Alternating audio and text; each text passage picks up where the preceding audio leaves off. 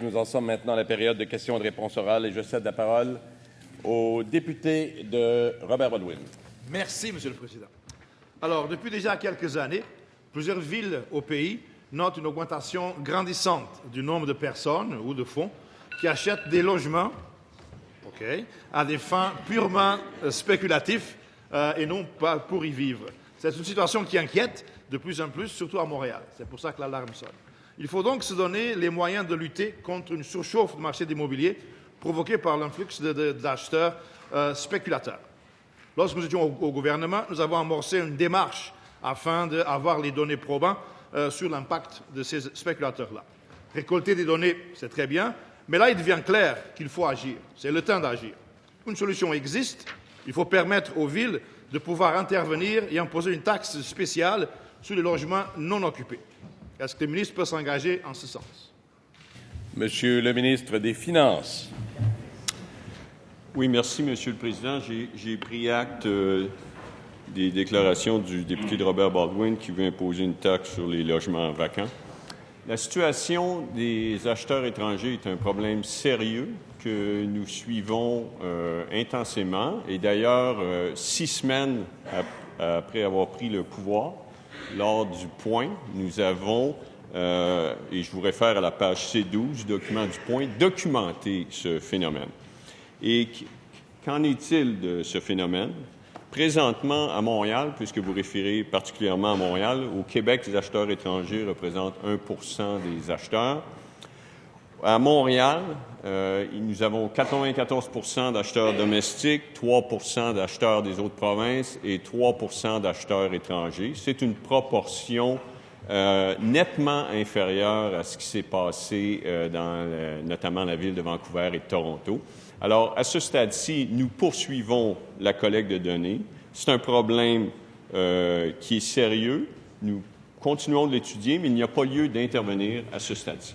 Première complémentaire, Monsieur le député de Robert Baldwin. Merci, Monsieur le Président. Donc, pour le ministre, il n'y a pas d'urgence à agir.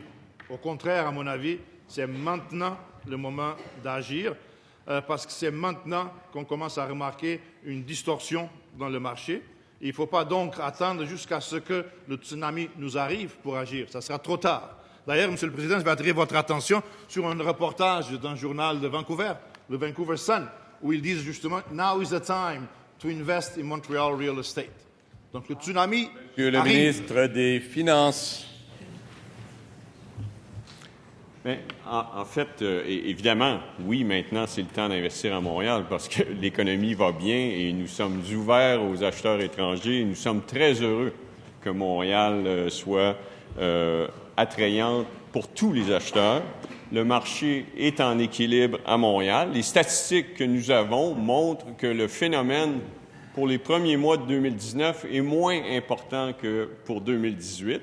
Alors, nous avons un marché en équilibre qui va bien et nous ne voulons surtout pas intervenir et causer une chute du marché alors que le marché est en équilibre et que nous suivons la situation et qu'il n'y a pas lieu d'intervenir à ce stade-ci. Deuxième complémentaire, Monsieur le député de Robert Baldwin. Monsieur le Président, j'aimerais d'ailleurs déposer ce reportage. Ce serait intéressant pour le ministre et pour ses collègues de constater cela parce que c'est maintenant qu'il faut agir. C'est avant que la tempête nous arrive qu'on doit se préparer. Et c'est maintenant qu'une taxe sur les logements non occupés aurait un résultat important. Il ne faudrait pas que nos jeunes pages ne soient pas capables d'acheter une maison parce que les prix sont hors portée. C'est ce qui va nous arriver. C'est arrivé à Toronto et à Vancouver. Ça va nous arriver. C'est maintenant le temps d'agir. Monsieur le ministre des Finances, consentement pour le dépôt du document. Consentement. Monsieur le ministre des Finances, à vous les réponses. Je prends note des certitudes du député de Robert Baldwin. Moi, je me concentre sur les faits. Sur les faits, ce phénomène-là est moins présent en 2019 qu'en 2018. Je vous ai donné la statistique, 3 % du marché, nettement inférieur à ce qui s'est passé à Toronto et à Vancouver. Est-ce que la situation des logements vacants, j'en ai discuté avec les excellents économistes du ministère des Finances, et à ce stade-ci, nous n'avons pas d'informations qui nous indiquent que nous devons intervenir maintenant, comme vous le voulez. Vous voulez imposer une taxe immédiatement. Moi, je vous dis que le marché à Montréal est en équilibre, qu'il va bien et qu'il est inutile d'intervenir à ce stade-ci. Question principale, Madame la députée d'Acadie. Merci, Monsieur le Président. Depuis des semaines, dans les régions inondées, les gens sont mobilisés, ils sont fatigués, ils sont exténués, ils sont bien franchement au bout du rouleau. Alors que l'eau se retire, c'est aussi le temps de retirer les sacs de sable qui ont été placés à grands coups d'effort dans la précipitation. Ces sacs sont souillés, mouillés et l'odeur de moisissure est insupportable. La semaine dernière, le député de Pontiac, mon collègue, a demandé au gouvernement de requérir l'aide de l'armée pour la corvée de nettoyage. Les soldats étaient après tout sur place. La réponse est demeurée évasive et on a évoqué des discussions en cours avec le fédéral. Hier, on a compris que le gouvernement n'osait pas demander. La ministre est plutôt allée faire des bye-bye à l'armée à Valcartier. Monsieur le Président, pourquoi le fameux groupe d'action du gouvernement est incapable de prendre les décisions les plus simples, comme demander l'aide de l'armée pour nettoyer les terrains? Allez-vous vous mettre en mode solution au lieu d'être en mode d'auto-promotion? Madame la ministre de la Sécurité publique, s'il vous plaît, attentif à la réponse. Merci, Monsieur le Président. Bien, effectivement, hier, nous avons pris le temps de remercier les Forces armées canadiennes, qui sont venues nous prêter main forte très tôt dans le processus de préparation aux inondations. Pourquoi?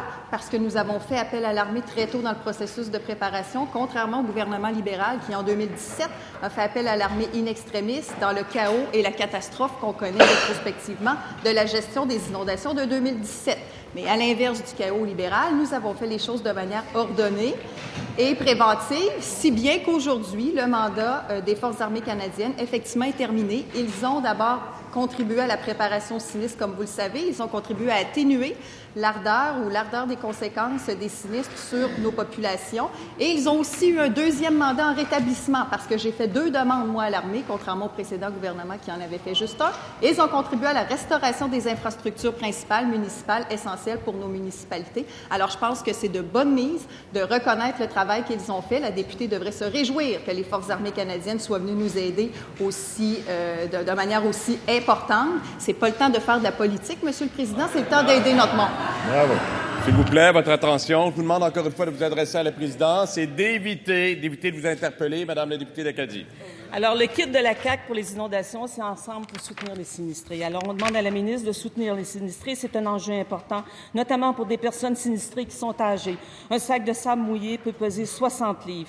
Pour une maison, on parle de plusieurs milliers de sacs. Est-ce que la ministre, en fin de semaine, va aller aider ces sinistrés? Est-ce qu'elle sera sur le terrain?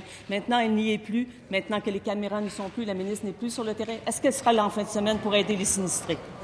Madame la ministre de la Sécurité publique. Monsieur le Président, je me demande où était ce grand intérêt pour la sécurité civile pendant les 4 dernières années, parce que c'est drôle, depuis 2 ans, quand on était dans l'opposition, ma vaillante collègue de Mirabel, qui occupait le siège actuel de la députée des Plaines, se levait de semaine en semaine pour demander à mon prédécesseur qu'en est-il des dossiers 2017 qui ne sont pas encore traités, qui exaspèrent nos citoyens, qui minent le moral des gens qui sont déjà affligés par des inondations récurrentes. Et vous savez quoi?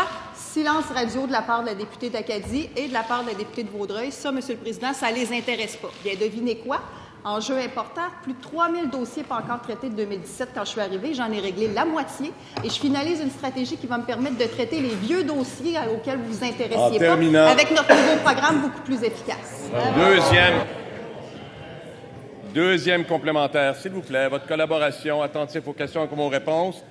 Question du député Denis Ligan, complémentaire. Monsieur le Président, c'est un véritable cri du cœur que l'on peut lire dans le journal de ce matin de la part de citoyens de l'île Bizarre dans ma circonscription. Ils sont exténués, ils n'en peuvent plus. La ministre de la Sécurité publique doit saisir pleinement leur détresse. Cela fait presque 2 mois que leur vie est chamboulée. Le gouvernement peut-il faire preuve d'humanisme et mettre en place des mesures pour assister au nettoyage des terrains sinistrés? Madame la ministre de la Sécurité publique. Merci, Monsieur le Président. Eh bien, oui, nous faisons preuve d'humanisme. Nous avons été présents aux côtés des citoyens de tout le Québec dès le début de la préparation au sinistre. Je me souviens même que le député de Néligan nous a remercié. On s'est parlé l'autre fois et on s'est remercié mutuellement du travail qu'on fait pour nos citoyens. Et cet humanisme, Monsieur le Président, il prévaut aussi pour le traitement des dossiers, pour notre volonté d'avoir un programme d'indemnisation beaucoup plus souple, flexible et humain, grâce auquel on va enfin pouvoir traiter les dossiers, parce qu'à l'indifférence légendaire du Parti libéral, nous substituons enfin un vrai gouvernement empathique et proactif. Et contrairement à vous, nous, on s'occupe de notre monde. Les leaders de l'opposition officielle, votre attention, s'il vous plaît. Monsieur le Président, la ministre et vice-première ministre connaît le règlement. Elle ne peut pas imputer des motifs. Monsieur le Président, elle appelle à ne pas faire de politique. Elle prononce plus souvent le mot libéral que sinistré, quand même. Monsieur le leader du gouvernement, s'il vous plaît. S'il vous plaît. Évitez de vous interpeller. Monsieur le leader du gouvernement, je reconnais votre prise de parole. S'il vous plaît. Monsieur le leader de l'opposition officielle. Monsieur le leader de l'opposition officielle, je vous demande votre collaboration également. C'est le leader du gouvernement maintenant qui aura quelques mots à dire. Bon, Monsieur le Président, je comprends que c'est vendredi. Si ça devient une insulte de dire libéral pour le Parti libéral, là, écoutez, Monsieur le Président. Vous savez, je vais donner la parole au leader de l'opposition officielle. Oui, on est vendredi. Ça n'empêche pas de poursuivre une période de questions de bonne façon, d'être attentif aux questions et réponses, de faire attention aux propos que l'on prête, de s'adresser à la présidence et d'éviter de s'interpeller. Monsieur le leader de l'opposition officielle. Je termine, Monsieur le Président, en disant que ce n'est pas une question de règlement. Que fait le collègue? Le temps, ici, Monsieur le Président, est au bénéfice des parlementaires. Le temps que vous prenez, l'ampute. Le temps qu'il prend pour dire ce qu'il a dit, l'ampute. Maintenant, Monsieur le Président, on veut poursuivre. Je suis prêt à poursuivre notre période de questions. Madame la ministre de la Sécurité publique, aviez-vous terminé? Non. Ben, il restait quelques secondes. Je suis à 35. Oui, il restait du temps.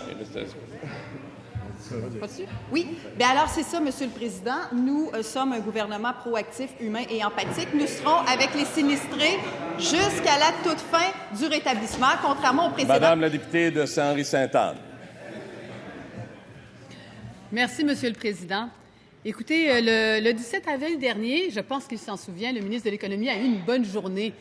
Nous avions eu le plaisir de la passer ensemble pour discuter des crédits en matière d'économie.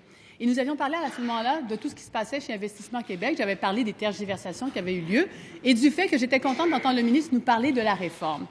Lors des échanges que nous avons eus, il y a eu également la question de la rémunération du nouveau président d'Investissement Québec. Et à ce moment-là, on a demandé au ministre quels étaient les comparables qu'il avait utilisés. Il nous a dit, on a été un peu surpris qu'il ne soit pas capable de les déposer tout de suite, mais il nous a promis de les déposer en cette Chambre. Alors aujourd'hui, ce que je demande, c'est est-ce que le ministre a fini de faire les comparables pour annoncer la rémunération du nouveau PDG? Et si oui, peut-il les déposer en cette Chambre? Monsieur le ministre de l'Économie. Alors, je répondrai, Monsieur le Président, je répondrai à la députée de Saint-Henri-Sainte-Anne qu'effectivement, l'étude est faite. Et d'ailleurs, la semaine prochaine, je ne sais pas quel jour exactement, je vais déposer à cette Chambre le projet de loi d'Investissement Québec qui va être suivi par une mini-présentation qu'on va faire aux médias et à la population sur quel va être le rôle d'Investissement Québec, la réforme qui va être très positive. Et dans la présentation va être inclus les comparables des salaires non seulement du président, Monsieur le Président, mais de toute l'équipe qui va aussi être ajustée. Première complémentaire, Madame la députée de Saint-Henri-Sainte-Anne. Je suis enchantée d'entendre cette réponse et j'ai une question complémentaire par rapport à ça.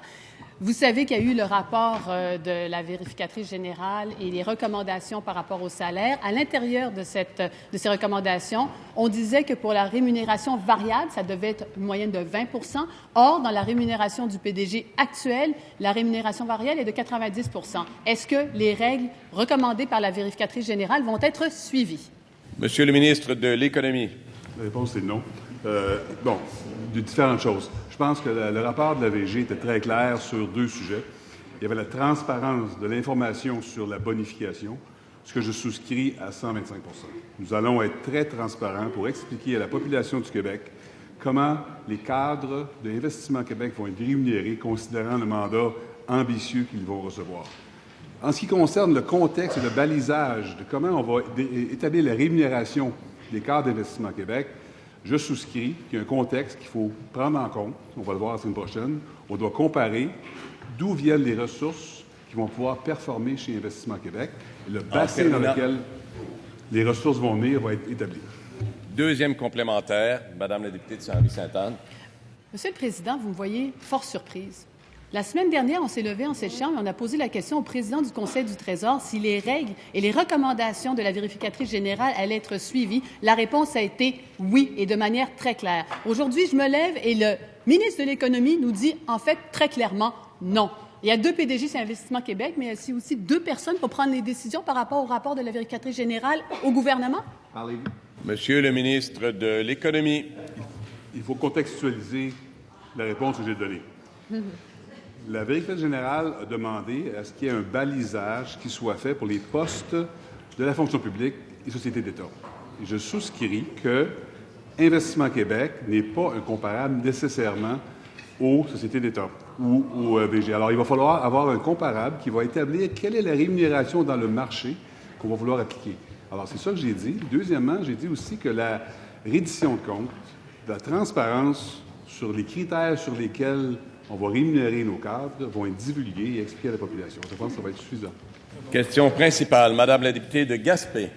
Monsieur le Président, chaque semaine, on a affaire à un nouveau cas de mise en péril de notre patrimoine culturel. La Corporation du patrimoine religieux de Québec est en train de fermer ses portes en raison du manque de financement. La date est déjà connue. Le 30 juin prochain, s'il n'y a pas d'intervention de la part du gouvernement, la Corporation devra mettre fin à ses activités. C'est le seul organisme à Québec à offrir l'accès, l'interprétation et la promotion de nombreux lieux patrimoniaux qui ne pourront ouvrir leurs portes pour la saison estivale. On parle entre autres des églises Saint-Andrews, Chalmers-Wesley, de la chapelle des Jésuites. La Corporation prévoit une assemblée extraordinaire le 13 juin prochain, après quoi il sera trop tard pour intervenir. Est-ce que la ministre a l'intention de débloquer des fonds en urgence pour empêcher la fermeture de la Corporation du patrimoine religieux de Québec? Madame la ministre de la Culture et des Communications.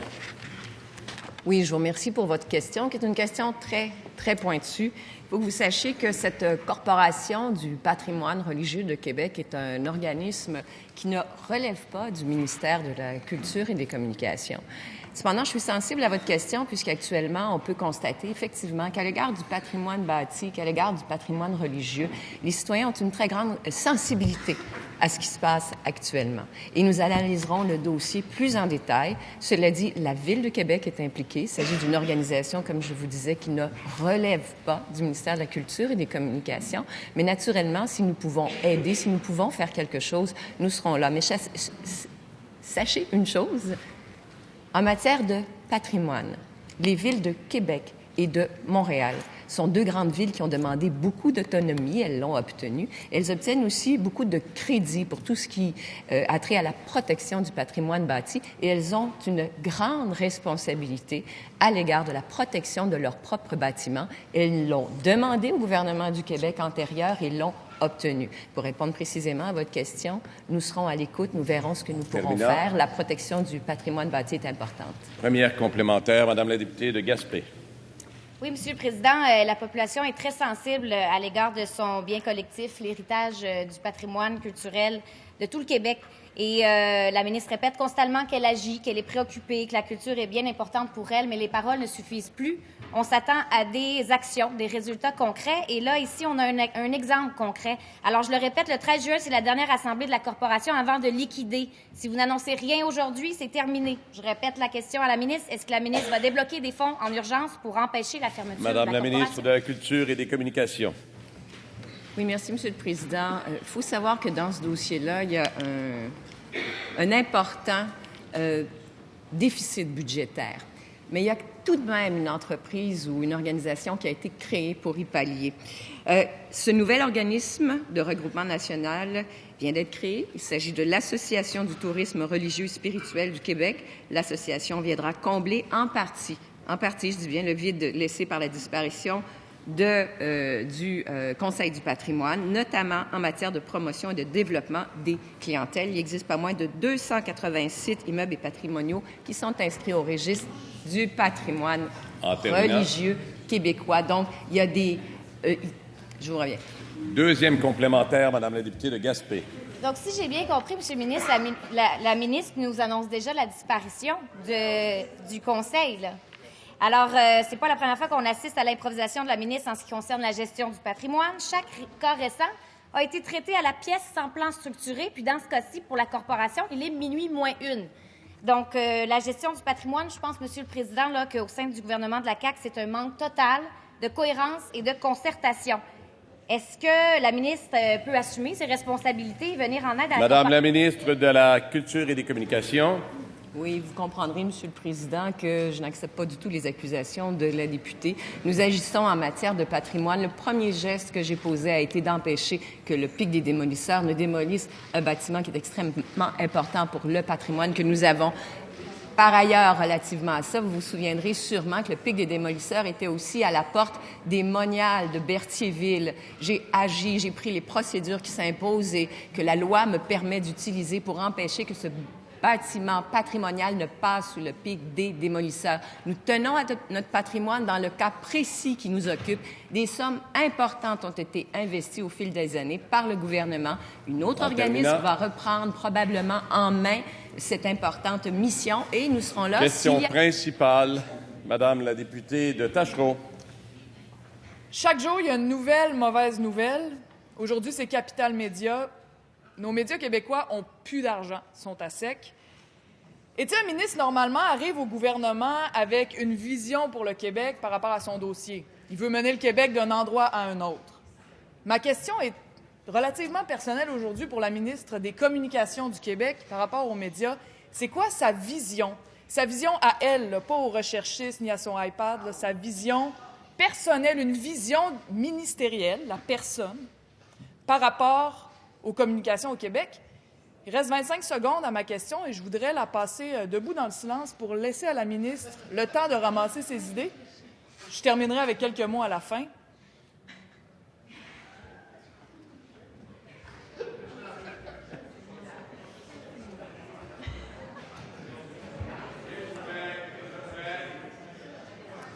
Comme c'est une question fondamentale, j'aimerais qu'on connaisse la vision. Ministre de la Culture et des Communications, votre attention pour les réponses et les questions. Monsieur le Président, je n'ai pas besoin de son silence pour réfléchir. Je suis issue du milieu des communications. J'y ai passé 30 ans de ma vie. Vous pouvez être assuré, Monsieur le Président, que j'ai une vision. J'ai tellement une vision que dès mon entrée en fonction, la première chose que j'ai dite, c'est qu'il faut absolument revoir et s'intéresser à ce qui se passe parce que tout le monde des médias, toutes les entreprises de communication sont en crise actuellement. Et c'est la raison pour laquelle, parce qu'il y a une mutation, une transformation, une métamorphose des façons d'offrir les services en télécommunication, mais également à d'autres égards avec les plateformes numériques. Et c'est la raison pour laquelle j'ai demandé qu'une commission parlementaire soit mise sur pied. Et les oppositions, toutes les oppositions qui sont ici, m'ont reproché en novembre dernier d'avoir dit que notre gouvernement souhaitait mettre sur pied un mandat d'initiative, souhaitait recevoir un mandat d'initiative des membres de cette commission. Et j'y reviens. Nous sommes maintenant au mois de juin. Au mois d'août, les travaux et les audiences commenceront. Et je dis que c'est trop long. Et c'est tellement long que nous avons déjà commencé à travailler pour trouver des solutions. Et nous sommes là et nous arriverons avec Première complémentaire, Madame la députée de Tachereau. Silence, s'il vous plaît. Je voudrais rappeler à tout le monde ici que nous en avons appris sur la vie passée de la ministre, que nous en avons appris sur ses intérêts, que nous en avons appris sur la commission qui, en passant, est celle aussi du gouvernement. Nous en avons appris un peu sur la crise, mais nous n'avons eu aucune mention d'aucune vision de la ministre de la Culture du Québec par rapport à l'une des plus graves crises des médias, la plus grave crise des médias. Madame la ministre de la Culture et des Communications. Monsieur le Président, nous avons une vision et elle est claire. Il va falloir agir. Il y a des années qui se sont passées sans que personne ne s'intéresse à la réalité des plateformes numériques et du numérique qui maintenant a complètement métamorphosé le monde des communications. Par ailleurs, il est important d'investir chez nous, chez nos entreprises locales, nationales. Et moi, je me demande, quand je vois la députée se lever avec son ton méprisant, parce que c'est assez méprisant ce qu'elle vient de faire.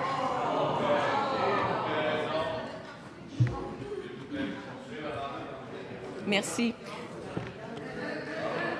Monsieur le leader je vous avais pas vu, monsieur le leader du deuxième groupe d'opposition. Ce sont des propos non parlementaires. On ne peut pas qualifier le ton de la députée de Tachereau de méprisant. C'est une question, certes, qui est originale, mais ça, c'est interdit par aucun article du règlement.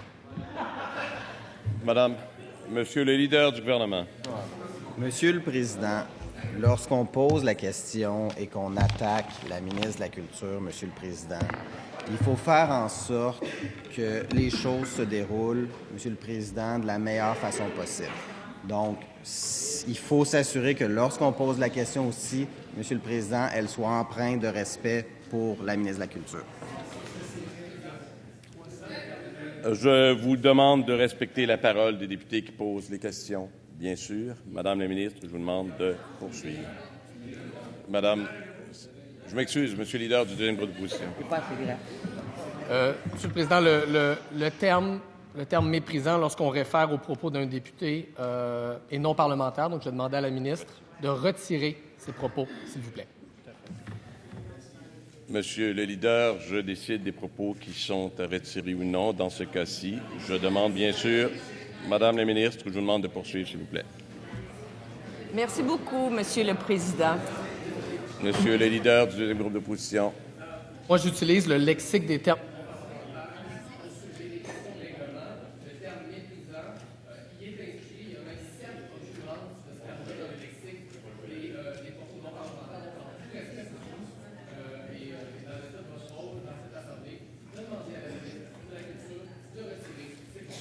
Madame la ministre, je vous demande votre collaboration pour la bonne marche des travaux. Je vous demande également de retirer vos propos. Bon, désolée de vous avoir heurté, je les retire.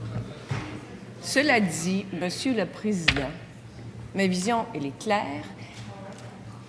Il me reste... Je l'avais pris tout le temps. Il ne reste plus de temps.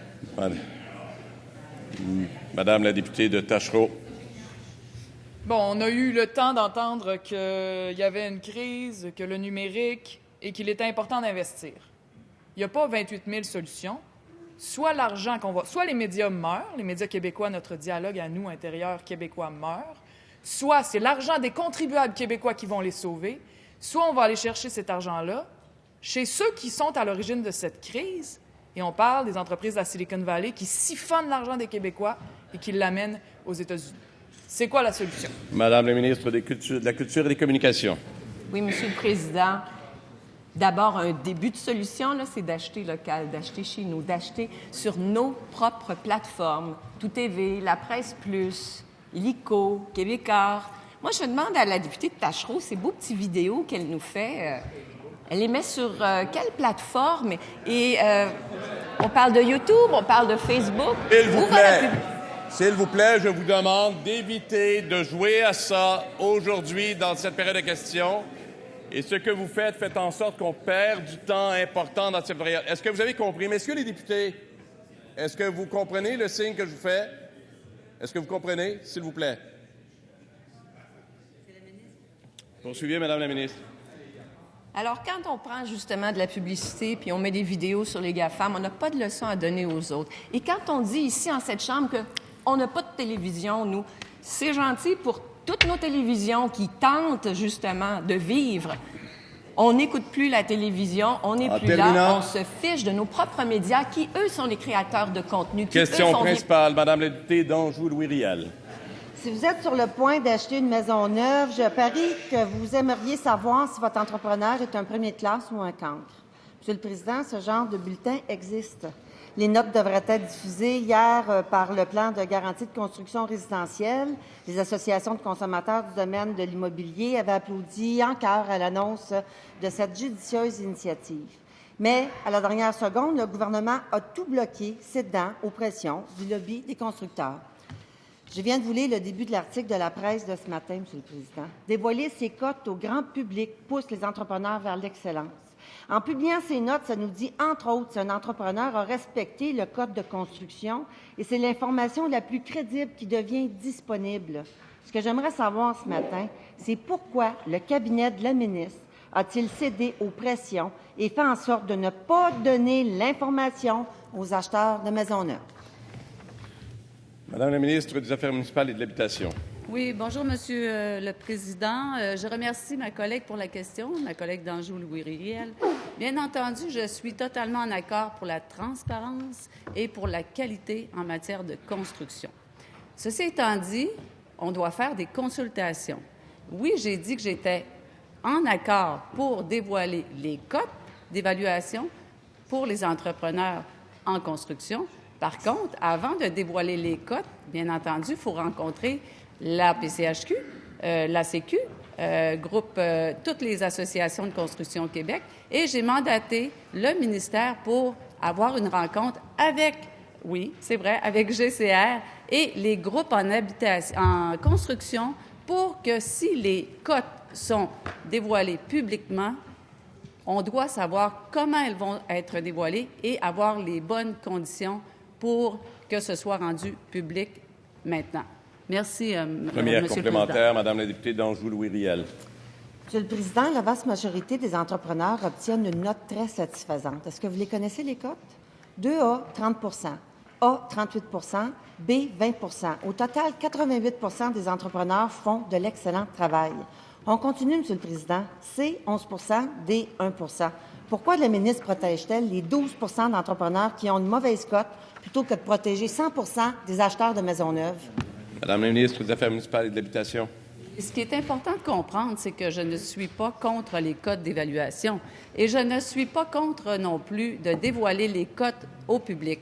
Ce qui est important de faire, Monsieur le Président, vous allez comprendre qu'avant d'étaler des cotes d'évaluation pour les entrepreneurs du Québec, on doit s'asseoir avec tous les acteurs du milieu pour savoir comment on va dévoiler les cotes, les modalités, les gabarits d'évaluation, comment on va les faire. Comment on va... Il faut respecter aussi la réputation de certains bons entrepreneurs que eux, je sais très bien, qui ont eu une cote de C, par exemple, il y a 2 ans. Maintenant, l'entreprise a une cote d'A.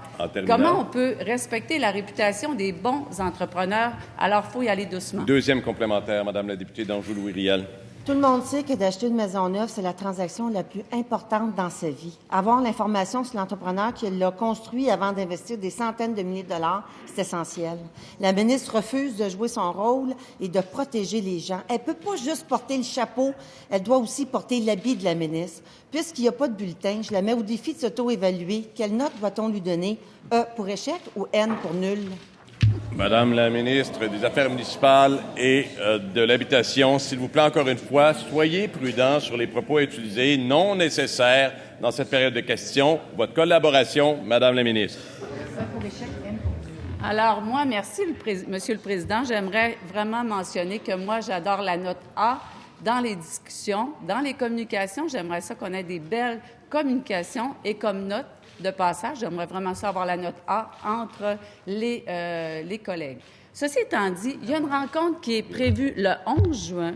Le 11 juin, on va asseoir les acteurs principaux. On va inviter justement le groupe de garantie en construction avec la PCHQ. Oui, il y a une rencontre prévue le 11 juin. Et nous allons décider de la modalité, de la manière que nous allons diffuser ces cotes au public. En tout respect pour... la députée d'Anjou-Louis-Riel, je veux lui dire, soyez pas inquiète, la rencontre du 11 juin sera déterminante. Merci, Monsieur le Président. Question principale, Madame la députée de Marie-Victorin.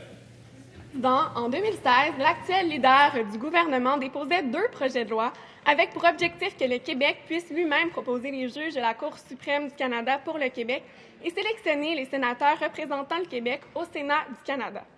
En parlant de la nomination des juges du Québec à la Cour suprême, l'actuel leader disait, et je le cite, « S'il reste un brin de nationalisme au Parti libéral, s'il reste un minimum de volonté de placer les intérêts du Québec d'abord, comme à l'époque du premier ministre Robert Bourassa, et de respecter l'une des revendications historiques du Québec, le premier ministre acceptera de faire cheminer notre proposition. » Pourtant, l'entente conclue entre Québec et Ottawa à la mi-mai est bien loin de ce que demandait l'actuel leader du gouvernement dans sa proposition de l'époque. Monsieur le Président, c'est donc simple.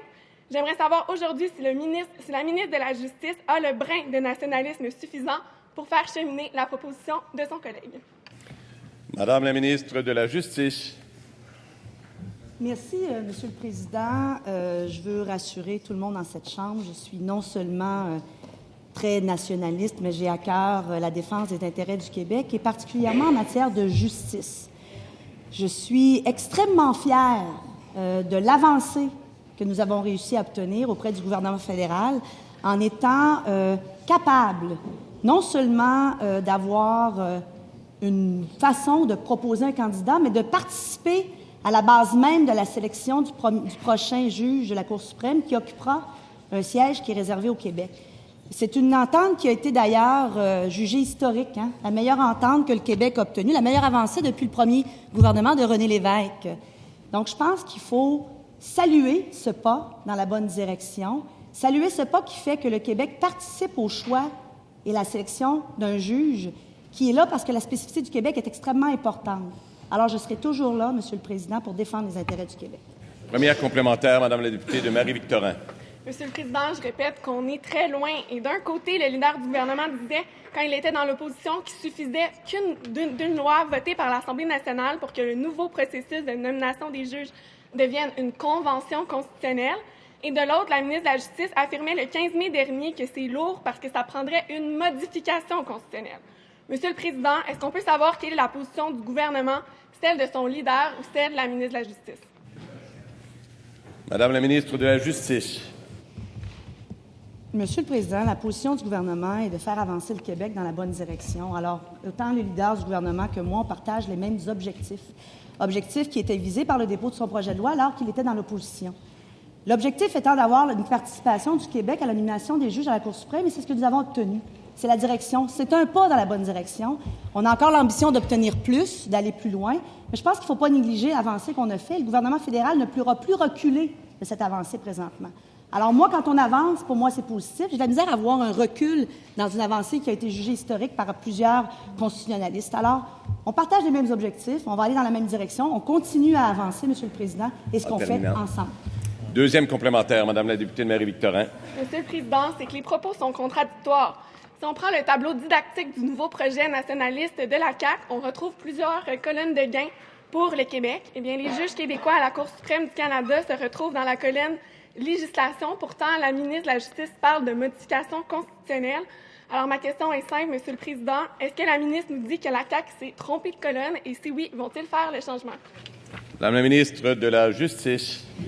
Vous savez, Monsieur le Président, je suis un peu perplexe par la position de ma collègue, la députée de Marie-Victorin. Quand on parle d'un gain envers le Québec, qu'elle nous accuse de ne pas être nationaliste, moi en particulier, dans cette question, alors que ce qu'elle veut, comme moi, c'est les intérêts du Québec. Je comprends que ça met peut-être un petit cran dans l'argumentaire de la séparation quand on voit qu'on peut avancer avec un gouvernement nationaliste qui ne prône pas la séparation comme objectif, mais le dialogue et la persuasion. Et je pense que ce pas dans la bonne direction devrait être salué par ma collègue plutôt que dénigré, Monsieur le Président. Question principale, Madame la députée, s'il vous plaît. Madame la députée de Saint-Laurent. Cette semaine, le premier ministre nous a expliqué pourquoi c'est important de délocaliser des emplois en Inde. Et son ministre délégué à la transformation numérique nous explique pourquoi c'est important de donner les données confidentielles des Québécois aux Américains, les livrer sur un plateau d'argent. La ministre aimerait avoir un A. Moi, je leur donnerais même pas un E pour échec, je leur donnerais un gros zéro parce que c'est zéro réflexe nationaliste. Il n'y a aucun gouvernement, nulle part dans le monde, qui va livrer les données privées de ses citoyens à un gouvernement étranger parce qu'il s'agit d'intérêts nationaux, stratégiques, névralgiques. Et il commande de les protéger. Pas en les donnant à Amazon, puis à Facebook, ou IBM, ou ni Microsoft. C'est à l'imputabilité du gouvernement, lorsqu'on collecte des données de ses citoyens, de les conserver, de les protéger. Alors, au Parti libéral du Québec, pour nous, là, mettre chez nous, c'est notre façon d'être québécois. Et vous, c'est quoi? Monsieur le ministre délégué à la transformation numérique gouvernementale.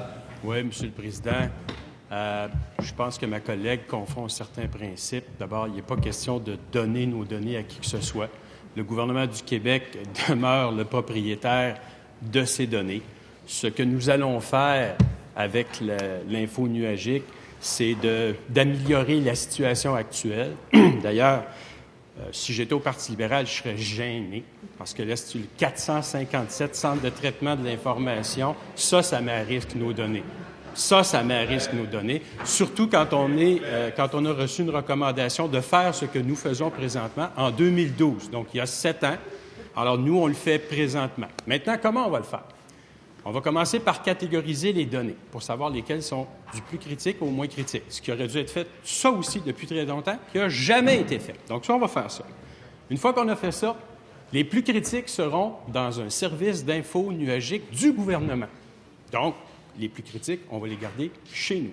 Les moins critiques, on va aller en appel de qualification, comme elle le sait.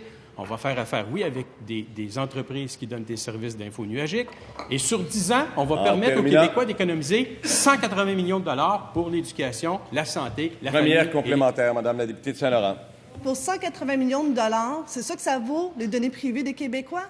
Vous les donnez à Amazon et à IBM. Vous devez être gênés. Puis d'ailleurs, je vais vous aider à ne peut-être pas perdre votre siège. En Suède, il y a eu 2 ministres qui ont dû démissionner parce que IBM n'a pas été capable de protéger comme il faut les données des Suédois. Donc moi, je vous préviens d'un scandale à venir parce que c'est pas si ça va arriver, ça va arriver. Alors moi, je vous dis, Monsieur le ministre, vous devez reculer. Mais d'autre part, Amazon, qu'est-ce qu'ils vous demandent? Pas payer d'impôts. Vous voulez non seulement les données, mais en plus, ils ne paieront même pas une scène d'impôts. Madame la députée, je vous demande de vous adresser à la présidence. Monsieur le ministre délégué à la transformation numérique. Monsieur le Président, je réitère, il n'est pas question de donner nos données à qui que ce soit.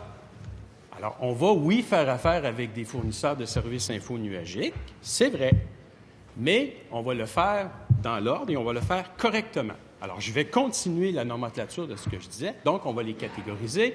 On va faire un appel de qualification. D'ailleurs, c'est très drôle parce que c'est le député de Lapinière qui me disait « Sur la sécurité, pourriez-vous être un petit peu plus lousse, s'il vous plaît? » Non, on ne sera pas un petit peu plus lousse. On va être intraitable.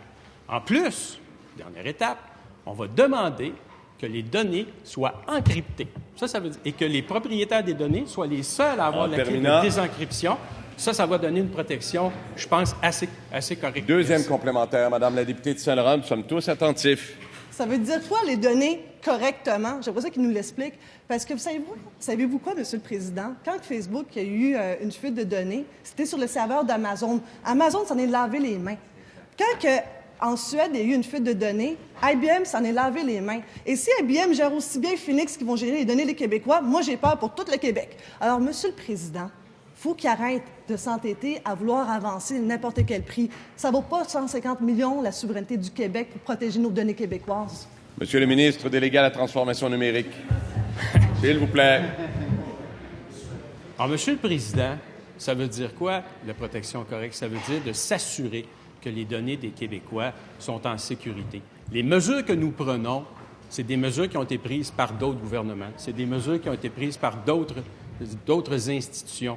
Ce que nous faisons, c'est de s'assurer, premièrement, d'améliorer la situation actuelle que vous avez laissée se détériorer, parce qu'aujourd'hui, nos données, il faut le dire, dans certains cas, sont gardées dans des centres de traitement qui tiennent avec de la broche puis de l'espoir.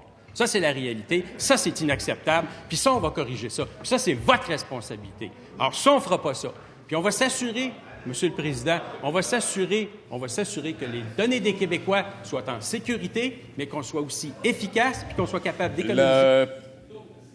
Question principale du député, avant, je le rappelle, ça s'adresse à tout le monde. On s'adresse à la présidence partout, tout le temps. Monsieur le député Lapinière. Monsieur le président du Conseil du Trésor a la responsabilité de mettre en place et de veiller à l'application des règles entourant les contrats gouvernementaux. D'ailleurs, il a établi des règles que j'ai ici entre les mains. Ce sont des seuils, 100 000 $ pour des constructions, 25 000 $ pour des approvisionnements. Les autres types d'achats devraient être faits exceptionnellement. Monsieur le Président, ces règles-là ont fait leur preuve et on entend beaucoup de gens dire qu'on devrait les abandonner ou en faire moins. C'est trop long, c'est trop lourd. Est-ce que le président du Conseil du Trésor peut nous dire si, lui, il considère qu'on devrait faire moins d'appels d'offres ou, Monsieur le Président, si on devrait élever les seuils des règles actuelles, ce qui aurait comme effet de faire, justement, moins d'appels d'offres? Président du Conseil du Trésor. Alors, Monsieur le Président, je pense que la question du député de Lapinière, elle est très à propos parce qu'une des raisons pour laquelle nous avons décidé de re-questionner la façon dont fonctionne le CSPQ, donc le Centre des services partagés au Québec, et qui va faire l'objet d'un projet de loi lorsqu'on va pouvoir le déposer, va aussi regarder comment non seulement on traite les questions informatiques qui sont présentement traitées par le CSPQ, mais aussi toute la question des achats dans lesquels on traite avec des différents fournisseurs pour le gouvernement, parce que nous croyons que nous pouvons faire les achats du gouvernement et de façon beaucoup plus efficace. D'ailleurs, notre gouvernement s'est engagé à le faire. En ce moment, pour être très clair au niveau de la question du député de Lapinière, il n'y a aucun changement qui ne peut être considéré soit par les niveaux d'appel d'offres ou les quantités ou par les ministères, parce qu'en ce moment, il n'y a pas personne qui a déposé de projet de loi et on ne peut pas changer les règles tant que ça ne sera pas fait. mais c'est peut-être au cours des prochains mois, lorsqu'on aura la chance de déposer notre projet de loi, qu'on aura la chance d'en discuter. Question principale, Monsieur le député de Lapinière. Oui, en principal, Monsieur le Président.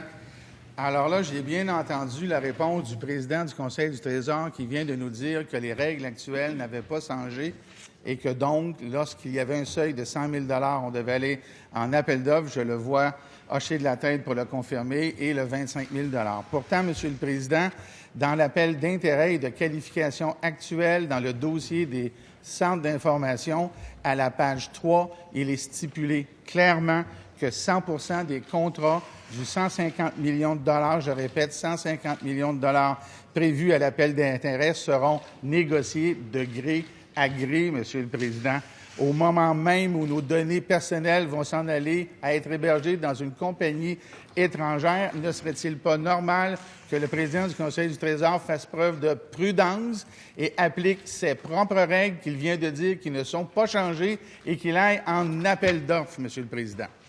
Monsieur le président du Conseil du Trésor. Alors, écoutez, le député de Lapinière a peut-être des informations que moi, je n'ai pas, mais je sais très bien, pour avoir discuté avec les gens du Conseil du Trésor dans cette décision-là, qui est justement menée par le CSPQ, parce que le CSPQ fonctionne encore très bien pour le moment. Le CSPQ respecte les règles et il y a plusieurs façons de procéder aux appels d'offres. Alors, moi, ça me fera plaisir de m'asseoir avec le député de Lapinière. D'ailleurs, ça fait un petit bout de temps qu'on ne s'est pas assis un vendredi ensemble. Alors, ça me fera plaisir de m'asseoir avec lui pour discuter et nous assurer que nous surveillons et respectons les règles du CSPQ. Cela met fin à la période de questions et de réponses orales. Merci de votre collaboration.